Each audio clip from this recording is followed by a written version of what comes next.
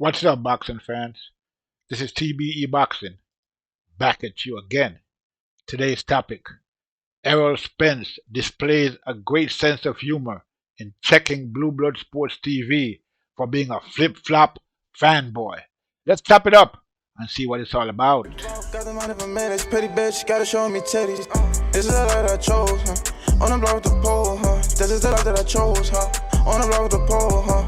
That life before riches, huh? That life before riches, huh? Pretty bitch, show me titties, huh? And I got the glazzy run up on me, I'ma make you get it. I'ma make you get it. Okay, boxing fans, let's talk some boxing. We're gonna chop it up. So, as we all know, Errol Spence and Terence Crawford is doing a national tour. Doing press conferences all over the country. And it seems that at one of these presses, some of the people asking some questions of Errol Spence. He was answering questions, and one of the people asking the question was Blueblood Sports TV. And so he asked Errol Spence a question about Terence Crawford switching, and this is what Errol Spence had to say, which was pretty funny actually. Errol Spence is displaying a great sense of humor in asking this question of Blueblood Sports. So let's check out what happened. He predominantly he switches. One of the biggest things with him is that he switches from southpaw to orthodox.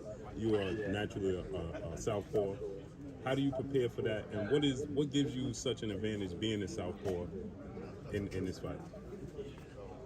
I want to ask you why you switched. Switch what? You know why you switched, and what happened to what is that thing Terence Crawford on?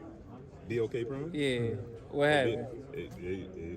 It ain't happening right now. Oh yeah, okay. Yeah, you was so Errol Spence, then you once Terence Crawford got with BLK Prime, you flipped. Hey, Errol, I know that you.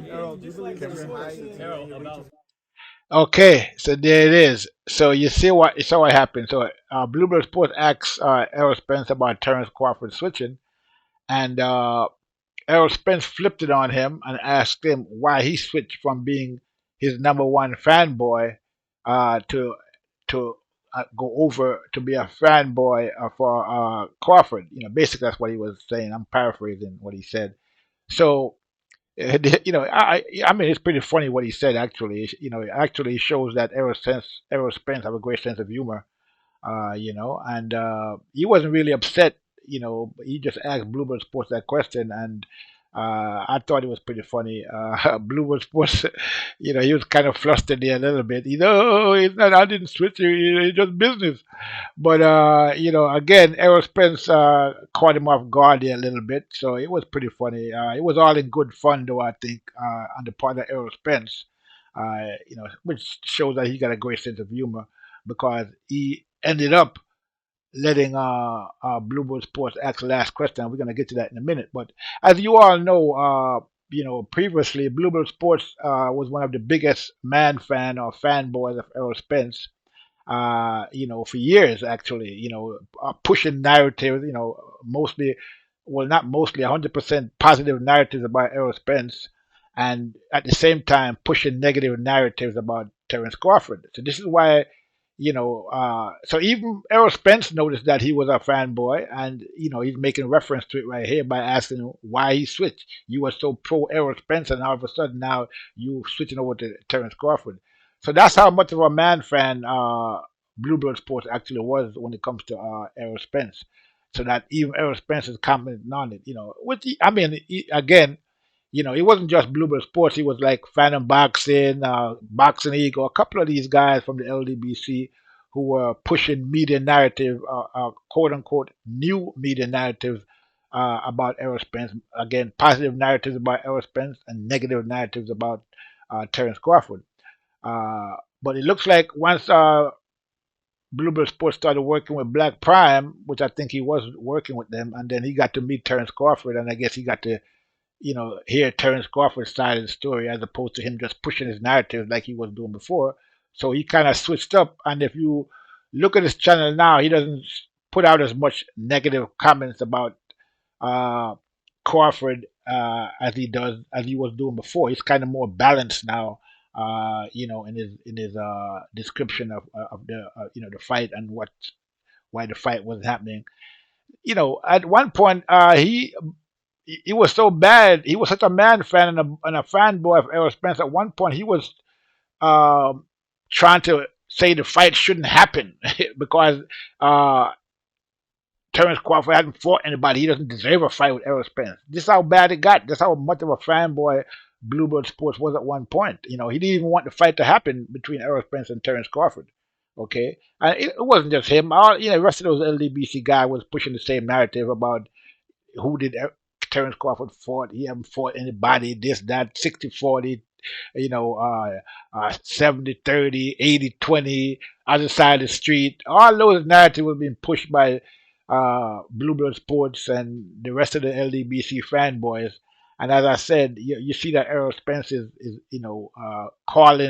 calling out Blueblood Sports on his flip flop from being an Errol Spence fanboy to now, being more balanced. So yeah, it's pretty funny. And like I said, just to show that it was all it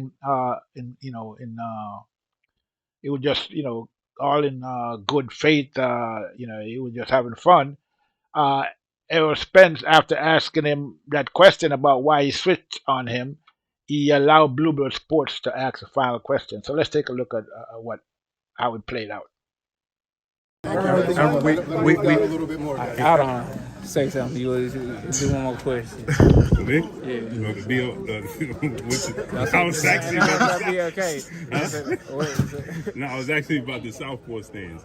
You being predominantly a natural southpaw, Yeah. him being a fighter that switches from orthodox to southpaw. Yeah. How do you prepare for that, and what gives a southpaw such an advantage in the ring? Well, back then people used to think it gives southpaws a lot of advantage in the ring because people weren't used to fighting southpaws. And I think that was kind of more old school than anything because I know probably 50 years ago or whatever, if you were southpaw, they'll change you to orthodox. If you roll with your left hand, they'll make you right with your right hand just because they thought something wrong with left-handed people. So I feel like it wasn't really that many southpaws, so people didn't really see southpaws a lot. But, with me, I feel like I spar a lot of southpaws in the gym.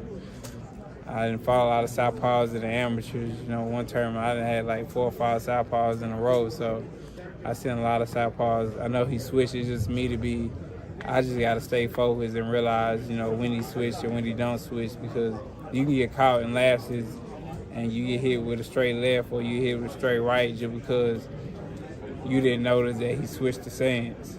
So I just got to be on point. I know for him it's natural, him switching back and forth. Errol, just to follow up on that, because Okay, so there it is. So he ended up asking, he ended up turning back around towards Blueblood Sports and letting Blueblood Sports get a chance to ask his question that he was asking in the first place. So, it looks like Errol Spence got a good sense of humor, and it's all in fun as far as he's concerned, which is great. I didn't know that he had such a sense of humor, which is great to see.